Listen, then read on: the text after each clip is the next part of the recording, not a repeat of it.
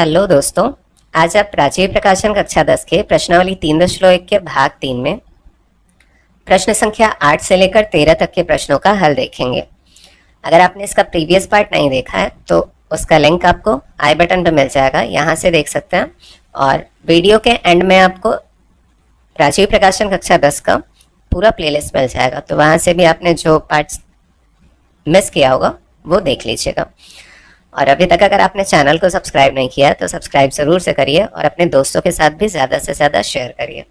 तो 8वां प्रश्न है, निम्नलिखित समीकरण निकायों में से प्रत्येक निकाय के बारे में बताएं कि किसका अद्वितीय हल है, किसका कोई भी हल नहीं है अथवा किसके अनंततः अनेक हल हैं। आपने प्रीवियस पार्ट्स में पढ़ा होगा कि रेखाएं अगर प्रतिच्छेदी हो तो हल हमें जो प्राप्त होता है वो अद्वितीय होता है, और अगर रेखाएं समांतर हो तो कोई भी हल नहीं प्राप्त होता है, और अगर रेखाएं संपाती हो तो अनंततः अनेक हल मिलते हैं या अपरिमित रूप से अनेक हल मिलते हैं। तो चलिए इसे हल करते हैं। तो उसके लिए हमें करना क्या होता है, इनके मानक रूपों से इनका कंपैरिजन करना होता है, फिर जो रेशियो मिलता है हमें अर्थात जो अनुपात होता है उन्हें कंपेयर कर लेते हैं ना। तो हमें पता चल जाता है कि रेखाएं अद्वितीय प्रतिच्छेदी होंगी अर्थात अद्वितीय हल मिलेगा कि कोई भी हल नहीं मिलेगा या अनेक हल मिलेंगे। तो यहाँ मैं थोड़ा शॉर्ट करने के लिए इसे एक समीकरण 1 बना लेता हूँ और इसे समीकरण 2, जिससे कि बार बार इसे लिखना ना पड़े। तो समीकरण 1 और समीकरण 2 की तुलना इनके मानक रूप a1x plus b1y plus c1 is equal to 0 और a2x plus b2y plus c2 is equal to 0 से करने पर ये मैं बार बार नहीं लिखूंगा, बस एक बार लिख दे रहा हूँ आप लोगों को, जैसे कि आइडिया हो जाए कि कैसे इसे लिखना है। ठीक है, अब यहाँ से हमें क्या मिलेगा, a1 इज इक्वल टू, तो a1 जो है वो 2 है और b1 जो है वो 3 है। अब इसे चाहे तो आप इस रूप में भी लिख सकते थे, 2x प्लस 3y प्लस 7 को इधर लाएंगे तो -7 इज इक्वल टू 0 हो जाएगा, और 6x प्लस 5y 11 को इधर लाऊंगा तो -11 हो जाएगा ना। कंपेयर करना आसान होगा आप लोगों के लिए, मैं तो ऐसे ही कंपेयर कर सकता हूँ, तो इसलिए मैंने लिखा नहीं था। तो c1 इज इक्वल टू ये +7 है तो इधर लाएंगे तो -7 होगा, तथा यहाँ a2 इज इक्वल टू मिलेगा 6 और b2 इज इक्वल टू 5 दिया हुआ है तो 5 और c2 अगर 11 को इधर लाएंगे तो -11 हो जाएगा। हमेशा मानक रूप में ही लिखते हैं इसे, लेकिन ये ऐसे दिया है तो ऐसे भी कंपेयर कर सकते हैं, बस हमें इधर लाते हुए देखना है कि प्लस होता है कि माइनस। ठीक है, c को जब कंपेयर करेंगे तो यहाँ से ये मिल गया। तो हम इनके अनुपातों की तुलना कर लेते हैं। यहाँ a1 upon a2 is equal to 2/6 और b1 upon b2 is equal to 3/5। अब यहाँ यही देख के तुरंत पता चल रहा है कि a1 upon a2 is not equal to b1 upon b2। हम सीधे लिख सकते हैं कि इसका क्या होगा, अद्वितीय हल होगा, है ना, क्योंकि प्रतिच्छेद कर रही है रेखा। और c1 upon c2 is equal to -7 upon -11। इसे सिंप्लीफाई करें तो ये प्लस हो जाएगा और बाकी कुछ ये भी कट रहा है, तो 2 1 2 2 3 6। अब यहाँ से ये पता चल रहा है कि a1 upon a2 is not equal to b1 upon b2, तो लिख सकते हैं a1 upon a2 is not equal to b1 upon b2। हमें पता है कि प्रतिच्छेदी रेखाएं होती हैं तो क्या होता है, अद्वितीय हल मिलता है, तो लिख सकते हैं अतः अद्वितीय हल मिलेगा, अद्वितीय हल मिलेगा।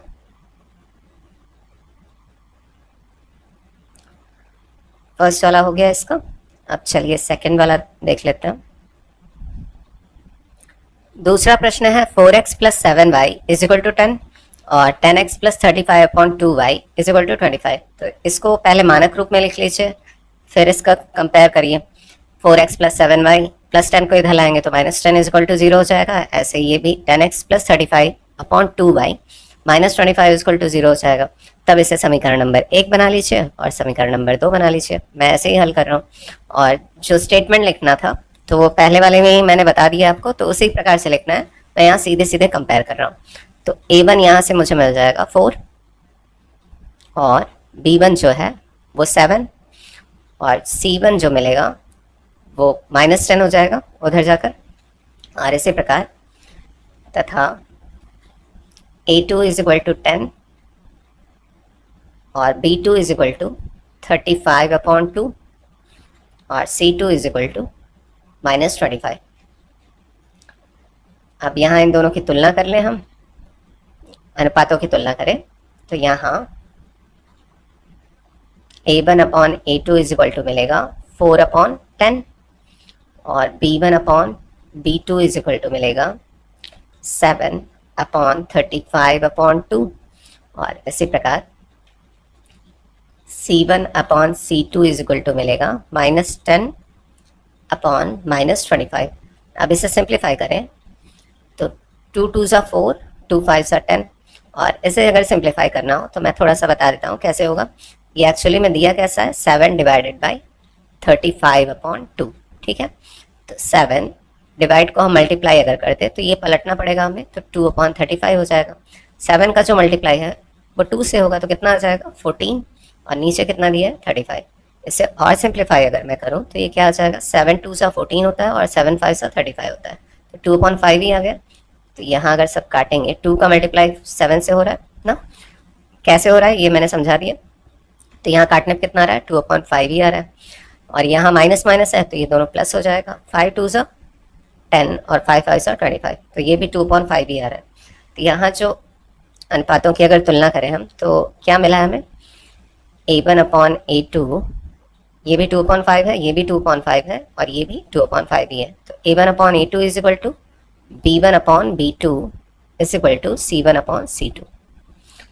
तो जब ये अनुपात मिलता है हमें, ये तीनों अनुपात जो है वो बराबर मिल जाते हैं, तो क्या होता है रेखाएं समपाती होती है, इसलिए इसके हल जो होंगे वो क्या होंगे अनंततः अनेक हल होंगे। तो हम लिख सकते हैं इसीलिए अनंततः अनेक हल होंगे।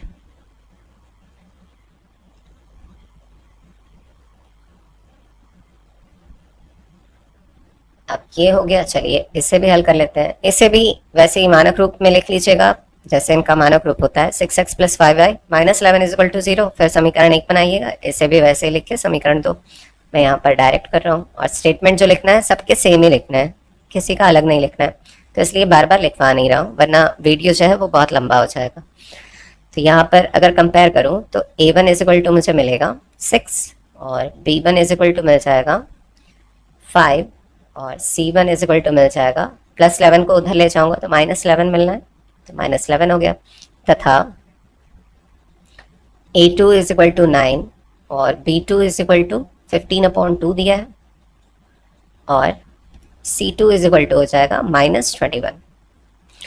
अब यहाँ इनकी तुलना करें तो यहाँ A1/A2 इज इक्वल टू दिया है 6/9, B1/B2 इज इक्वल टू दिया है 5/15/2 और C1/C2 इज इक्वल टू दिया है -11/-21। इन्हें अगर सिंप्लीफाई मैं करूं तो 3 2 सा होता है 6 और 3 3 सा होता है 9। 2 का मल्टीप्लाई 5 से होगा तो 10 हो जाएगा, 10/15 ना। तो 10/15 को अगर मैं डिवाइड करना चाहूँ तो 5 से डिवाइड हो जाएगा। 5 2 सा 10 और 5 3 सा 15। तो यहाँ भी क्या मिल रहा है इन्हें काटने पर 2/3 ही मिल रहा है और ये तो कटेगा नहीं किसी नंबर से, तो इसलिए माइनस माइनस है तो प्लस कर लेंगे।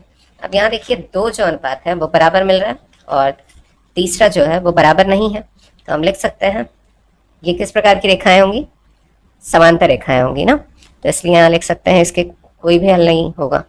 तो यहाँ पहले लिख लेते हैं अनुपातों को। A1/A2 is equal to B1/B2 is not equal to C1/C2।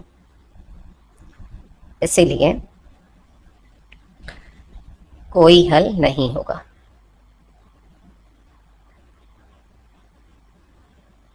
नहीं होगा। चलिए अगला प्रश्न देख लेते हैं इसका। चौथा प्रश्न है 7x minus 2y is equal to 3 और 11x minus 3/2y is equal to 8। तो इसे भी वैसे ही लिख लीजिएगा मानक रूप में, और उसके बाद समीकरण नंबर 1 बना लीजिएगा और समीकरण नंबर 2, जिससे कि बार बार आपको लिखना ना पड़े ज़्यादा लंबा इन समीकरणों को। ठीक है, तो तुलना डायरेक्ट मैं यहाँ पर करूँ तो a1 इज इक्वल टू मुझे मिलेगा 7 और b1 इज इक्वल टू मिल जाएगा -2 और c1 इज इक्वल टू मिल जाएगा -3। +3 को उधर ले जाने पे -3 हो जाएगा, तथा a2 इज इक्वल टू मिल जाएगा 11 और b2 इज इक्वल टू हो जाएगा -3/2 और c2 इज इक्वल टू हो जाएगा -8। यहाँ a1/a2 इज इक्वल टू 7/11 और b1/b2 इज इक्वल टू -2/-3/2 और इसी प्रकार c1/c2 इज इक्वल टू -3/-8। इससे सिंप्लीफाई हम अगर करें तो कहीं से सिंप्लीफाई तो हो नहीं रहा है, बस इसका क्या मल्टीप्लाई होगा, 2 का 2 से हो जाएगा, तो 2 2 सा 4, ऊपर माइनस नीचे माइनस, तो दोनों प्लस हो जाएगा। यहाँ क्या आएगा 4/3। यहाँ सीधे सीधे देख के पता चल रहा है कि a1/a2 is not equal to b1/b2 जो कि 4/3 है। हम यहाँ सीधे लिख सकते हैं a1/a2 is not equal to b1/b2। अब इस प्रकार की रेखाएं जो होती हैं वो प्रतिच्छेदी रेखाएं होती हैं, प्रतिच्छेद करती हैं एक दूसरे को, तो इसलिए इसका क्या होगा, अद्वितीय हल होगा। इसीलिए अद्वितीय हल होगा। तो ये प्रश्न भी हल हो गया। बस स्टेटमेंट लिखने की वजह से ज़्यादा लंबा हो जाता है, वरना छोटा छोटा ही प्रश्न है, ज़्यादा बड़ा नहीं है। ठीक है, तो चलिए अगले प्रश्न की तरफ बढ़ते हैं। 9वां प्रश्न है a1/a2, b1/b2 तथा c1/c2 की तुलना करके ज्ञात कीजिए कि निम्न समीकरण युग्म द्वारा निरूपित रेखाएं एक बिंदु पर प्रतिच्छेद करती हैं, समांतर हैं अथवा संपाती हैं। तो इस प्रश्न को भी वैसे ही हल करना है, इनके मानक रूपों से इनकी तुलना कर लेंगे, उसके बाद हम इनके जो रेशियोज हैं, अनुपात है, उनकी तुलना करेंगे। ठीक है, तो यहाँ पहली बार मैं स्टेटमेंट लिखवा दे रहा हूँ और फिर इसके बाद के जो प्रश्न होंगे उसे मैं डायरेक्ट सॉल्व करूँगा। ठीक है, तो एक आइडिया हो जाएगा आप लोगों को कि किस प्रकार से इसे इसका स्टेटमेंट लिखना है। तो इसे हम समीकरण नंबर 1 मान लेते हैं और इसे समीकरण नंबर 2, और इससे ये होगा कि बार बार इन्हें लिखना नहीं पड़ेगा समीकरणों को। ठीक है, समीकरण 1 और 2 की तुलना इनके मानक रूप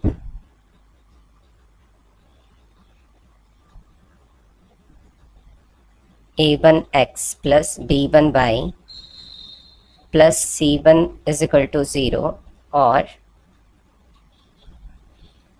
a2x plus b2y plus c2 is equal to 0 से करने पर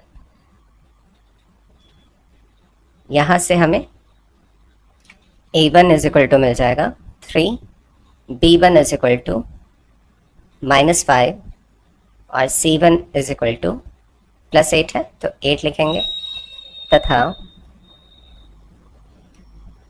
a2 is equal to 7, b2 is equal to 6 और c2 दिया हुआ है -9। यहाँ a1/a2 इज इक्वल टू 3/7 और b1/b2 is equal to -5/6, c1/c2 is equal to 8/-9। अब यहाँ देखकर पता चल रहा है कि a1/a2 is not equal to b1/b2, क्योंकि यहाँ 3/7 है और यहाँ पर -5/6 है। तो इसीलिए a1/a2 is not equal to b1/b2 हो जाएगा। और हम जानते हैं कि जब दो अनुपात बराबर में नहीं आते हैं ना, a1/a2 is not equal to b1/b2, तो हम इसे क्या लिखते हैं, रेखाएं प्रतिच्छेद करती हैं। अतः रेखाएं प्रतिच्छेद करती हैं।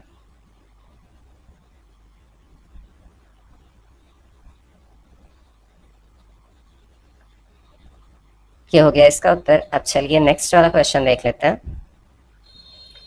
तो नेक्स्ट है 4x plus 3y minus 7 is equal to 0, 12x plus 9y is equal to 21। अब यहाँ पर ये ऑलरेडी मानक रूप में दिया हुआ है, स्टैंडर्ड फॉर्म में दिया है, इसे हमें बनाना है। तो हम इसे पहले स्टैंडर्ड फॉर्म में बना के फिर समीकरण 1 और समीकरण 2 मान लेंगे इसे।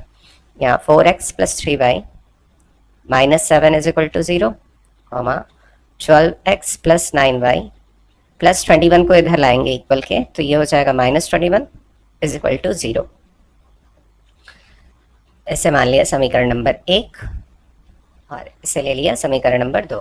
ठीक है, अब फिर अब वैसे ही जैसे स्टेटमेंट मैंने लिखवाया था उसी प्रकार से लिख लीजिएगा। यहाँ से मैं सीधे कंपेयर कर रहा हूँ। तो यहाँ a1 इज इक्वल टू मिलेगा 4, b1 इज इक्वल टू मिल जाएगा 3 और c1 इज इक्वल टू मिलेगा माइनस 7 और a2 मिलेगा हमें, a2 is equal to 12, b2 is equal to 9 और c2 is equal to minus 21। इन्हें कंपेयर कर लेते हैं। यहाँ a1 upon a2 is equal to 4 upon 12 और b1 upon b2 is equal to 3 upon 9 और c1 upon c2 is equal to minus 7 upon minus 21। इन्हें simplify कर लेते हैं। 4 1 सा 4, 4 3 सा 12, 3 1 सा 3, 3 3 सा 9 और माइनस माइनस है तो प्लस हो जाएगा। 7 1 सा 7, 7 3 सा 21। यहाँ देखकर ही पता चल रहा है कि a1 upon a2 is equal to b1 upon b2।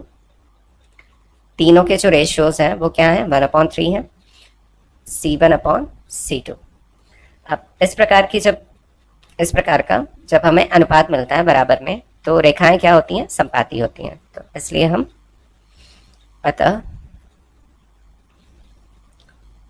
हम लिखेंगे कि रेखाएं संपाती हैं, अतः रेखाएं संपाती होंगी।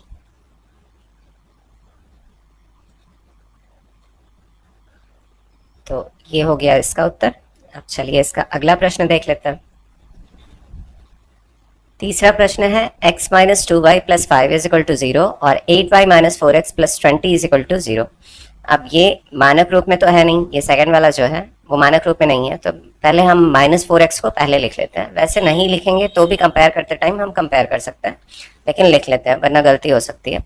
तो x माइनस, पहले हम x को लिखते हैं उसके बाद y को लिखते हैं, प्लस 5 इज इक्वल टू 0 और comma minus 4x plus 8y plus 20 is equal to 0। अब इसे बना लीजिए समीकरण नंबर 1 और इसे बना लीजिए समीकरण नंबर 2। और जो स्टेटमेंट मैंने लिखवाया था पहले वाले में वही स्टेटमेंट सेम लिखना है इसमें भी। अब कंपेयर मैं डायरेक्ट कर रहा हूँ इसे। तो यहाँ से a1 इज इक्वल टू मिल जाएगा 1, x के साथ 1 है, और b1 इज इक्वल टू मिल जाएगा -2 और c1 इज इक्वल टू 5। इसी प्रकार तथा a2 इज इक्वल टू मिल जाएगा -4 और b2 इज इक्वल टू मिल जाएगा 8 और c2 इज इक्वल टू मिल जाएगा 20। अब इन्हें कंपेयर कर लेते हैं। यहाँ a1 upon a2 is equal to 1 upon -4 और b1 upon b2 is equal to -2 upon 8 और c1 upon c2 is equal to 5 upon 20। अब यहाँ से सिंप्लीफाई हम अगर करें तो 2 1 सा 2, 2 4 सा 8, ये भी -1 अपॉन 4 है और ये भी -1 अपॉन 4 है। ये 5 1 सा 5 और 5 4 सा 20, ये डिफरेंट आ रहा है क्योंकि ये पॉजिटिव है और ये नेगेटिव है। तो यहाँ से हमें पता चल रहा है कि a1 upon a2 is equal to b1 upon b2 है। ये भी -1 अपॉन 4 है और ये भी -1 अपॉन 4 है। नॉट इक्वल टू किसके है, c1 अपॉन c2, क्योंकि ये 1 अपॉन 4 है। अब इस प्रकार के जब अनुपात मिलते हैं तो हम जानते हैं कि रेखाएं क्या होती हैं, समांतर होती हैं। अतः रेखाएं समांतर होंगी।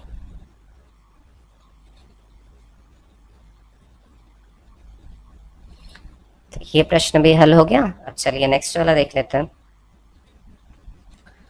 नेक्स्ट है क्या रैखिक समीकरण युग्म 4x minus 5y minus 12 is equal to 0, 10y plus 20 is equal to 8x संगत अथवा असंगत है? अब इसके लिए तो हमें वही तुलना करनी पड़ेगी, उसके बाद ही हम बता पाएंगे कि किस प्रकार की रेखाएं बन रही हैं, और उसी के आधार पे हम कह सकते हैं कि संगत या असंगत है। तो पहले इन्हें मानक रूप में लिखना पड़ेगा। ये 10y plus 20 is equal to 8x है, तो 8x को इधर लाना पड़ेगा हमें, है ना। तो चलिए इसे हल करते हैं।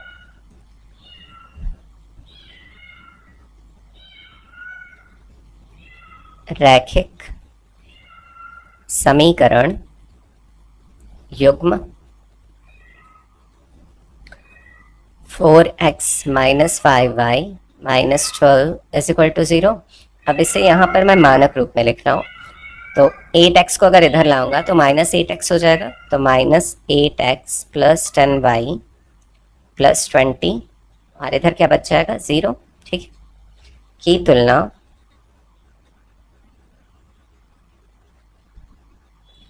इनके मानक रूप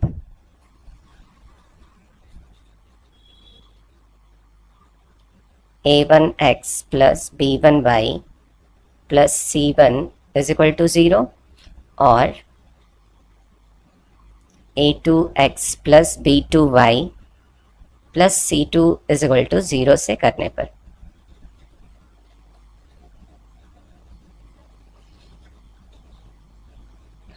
तो यहाँ पर हमें मिल जाएगा a1 इज इक्वल टू 4,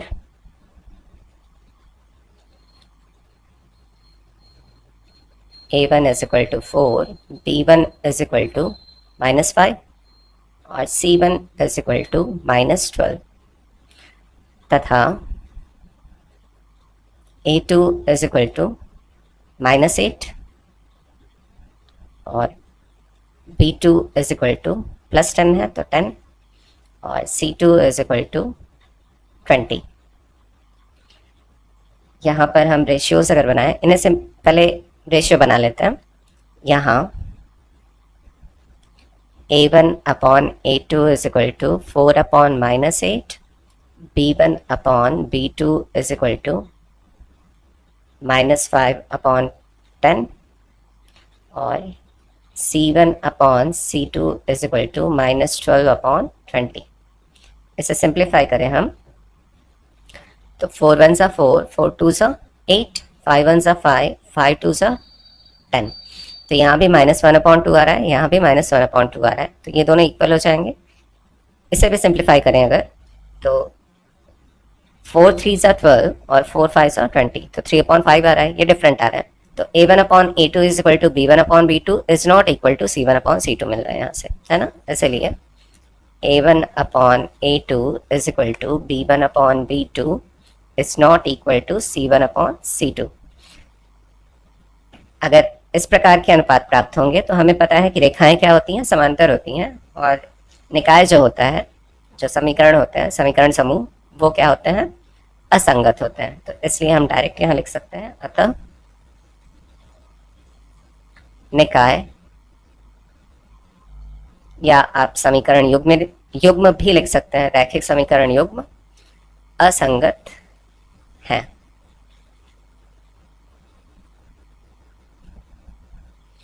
तो ये प्रश्न हल हो गया। अब चलिए अगले प्रश्न की तरफ बढ़ते हैं। 11वां प्रश्न है, रेखाओं 2x प्लस के वाई इज इक्वल टू 1 और 3x minus 5y is equal to 7 के अद्वितीय हल हैं। अद्वितीय हल है तो पहले ही बता दिया कि a1 upon a2 is not equal to b1 upon b2। तो k का मान ज्ञात कीजिए। यहाँ k मिसिंग है, आप यहाँ k मैंने टाइप करते टाइम शायद भूल गया, तो k का मान ज्ञात कीजिए। k की वैल्यू हमें पता करनी है, तो पहले हम इनके मानक रूपों को लिख लेंगे, जैसे 2x प्लस के वाई, और इक्वल के बाद 1 है तो इधर लाएंगे इक्वल के, तो -1 हो जाएगा। इसी प्रकार 7 को जब इधर लाएंगे तो -7 इज इक्वल टू 0 हो जाएगा। ठीक है, तो फिर तुलना करेंगे। तो चलिए किस प्रकार से हल करता हूँ देख लेते हैं। दिए गए समीकरणों को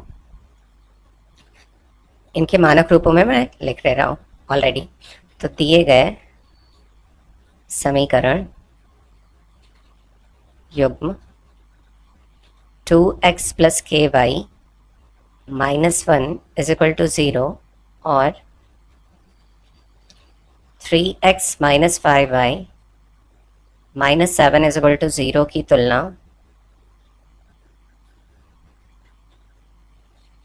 इनके मानक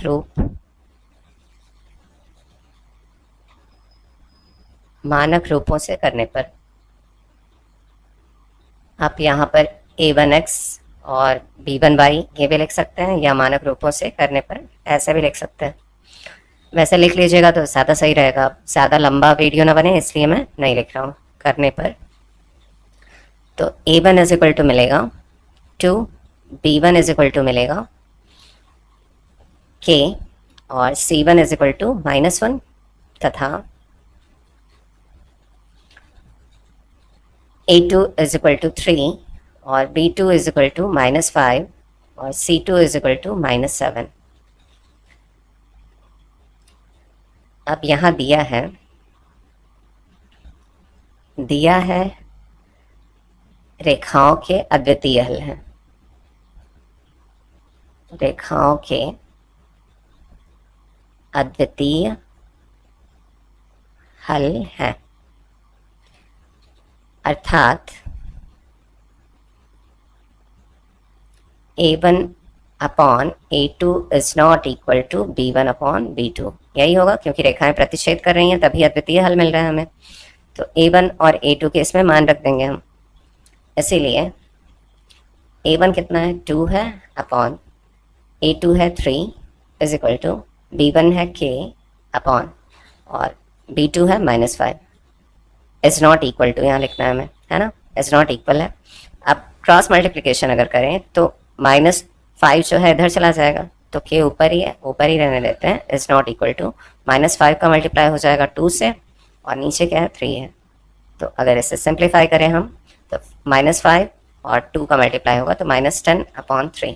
अब इसका मतलब क्या हुआ, k is not equal to -10 upon 3, अर्थात k का जो मान है -10 अपॉन 3 नहीं रख सकते हैं इसमें। अगर ये रखा हमने तो इसका अद्वितीय हल प्राप्त नहीं होगा, इसके अलावा और कोई भी मान, जो भी मान होगा वो हो सकता है, लेकिन ये नहीं हो सकता है -10 अपॉन 3। ठीक है, तो यहाँ हम इसका उत्तर लिख लेते हैं। अतः दिए गए रेखाओं का -10/3 के अतिरिक्त सभी वास्तविक मानों के लिए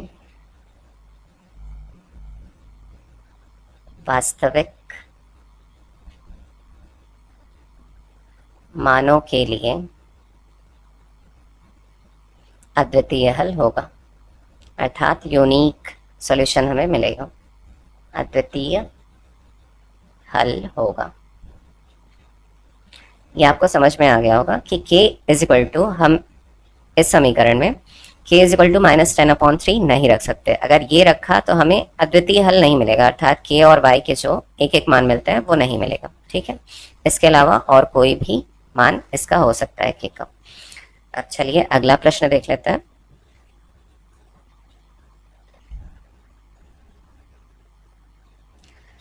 बारहवां प्रश्न है, यदि समीकरणों के निकाय kx minus 5y is equal to 2, 6x plus 2y is equal to 7 का कोई हल नहीं है तो यहाँ भी k का ही मान ज्ञात करना है।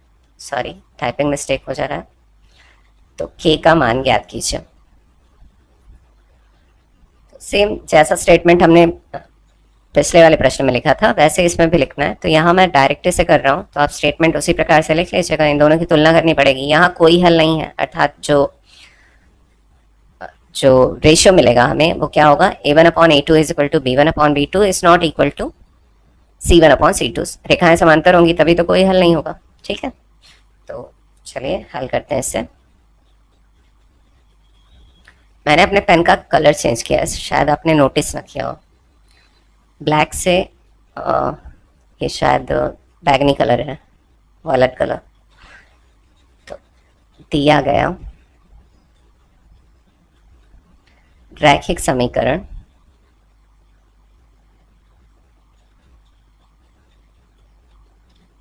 युग्म है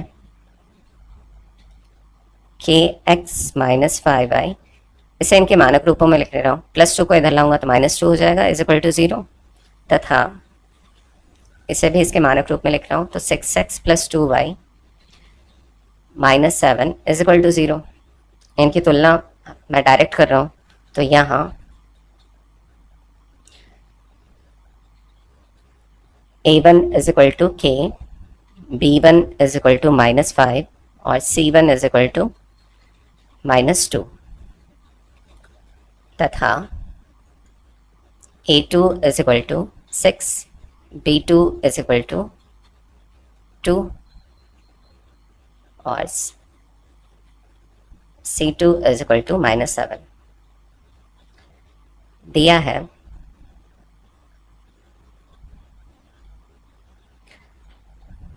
समीकरण निकायों का कोई हल नहीं है, कोई हल नहीं है, अर्थात हम लिख सकते हैं a1/a2 is equal to b1/b2 is not equal to c1/c2।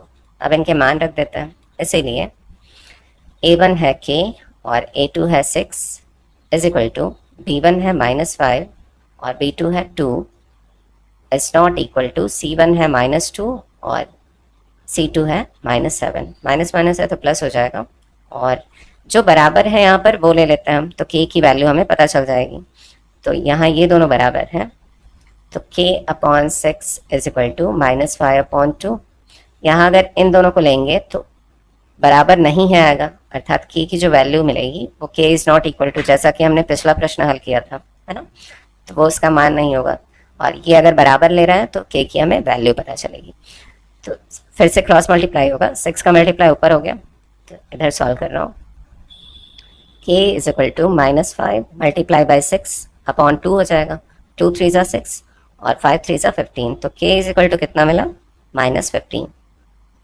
तो ये इसका उत्तर हो गया। अतः k का मान -15 है। तो ये प्रश्न भी हल हो गया। चलिए अगला प्रश्न देख लेते हैं। 13वां प्रश्न है k के किस मान के लिए निम्न रैखिक समीकरण युग्म का अनंत हल होगा। तो सेम वैसा ही क्वेश्चन है जैसा हमने प्रीवियस सॉल्व किया 12th वाला। यहाँ पर अनंत हल होगा, अर्थात रेखाएं जो होंगी वह संपाती होंगी, और जो अनुपात होगा वो क्या होगा, a1/a2 is equal to b1/b2 is equal to c1/c2। तो इनकी भी हमें तुलना ही करनी है, तो इसे मानक रूप में ही लिखेंगे जब भी लिखेंगे। तो दिया गया रैखिक समीकरण युग्म, तो इसमें भी मैं स्टेटमेंट नहीं लिखवा रहा हूँ, आपको वैसे ही सेम लिखना है जैसे आपने 11 और 12 में लिखा है ना, क्वेश्चन नंबर 11 और 12 में। तो चलिए इसे हल करते हैं। दिया गया रैखिक समीकरण युग्म है, तो इनके मानक रूपों में इसे लिख रहा हूं, तो 2x + 3y +4 को इधर लाऊंगा, इक्वल के तो -4 हो जाएगा इज इक्वल टू 0, और k + 2 और बाहर है x + 6y। अब 2k + 4 को इधर लाऊंगा तो ये दोनों माइनस में हो जाएंगे, तो -2k + 4। ये एक्चुअली में क्या है, c है, जिन्हें हमें कंपेयर करना है, इसलिए ब्रैकेट में रख रहा हूँ। तो माइनस कॉमन लेने की वजह से हाँ ये प्लस ही रहेगा इज इक्वल टू 0। ठीक है, अब इन्हें कंपेयर कर लेते हैं। तो यहाँ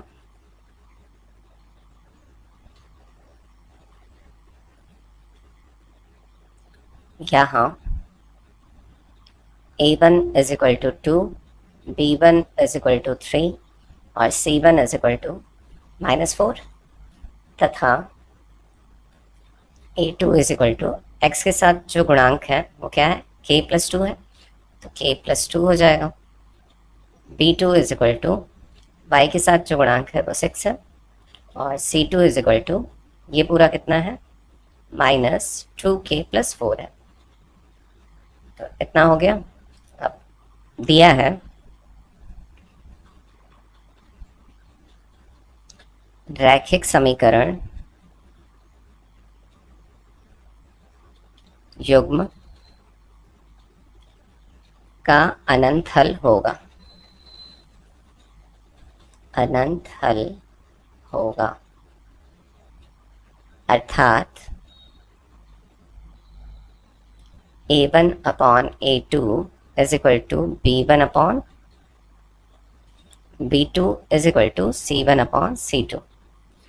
अब यहाँ मान रख देंगे, इसीलिए a1 है 2 अपॉन a2 है k plus 2 is equal to b1 है 3 और b2 है 6 इज इक्वल टू c1 है -4 अपॉन -2k प्लस 4।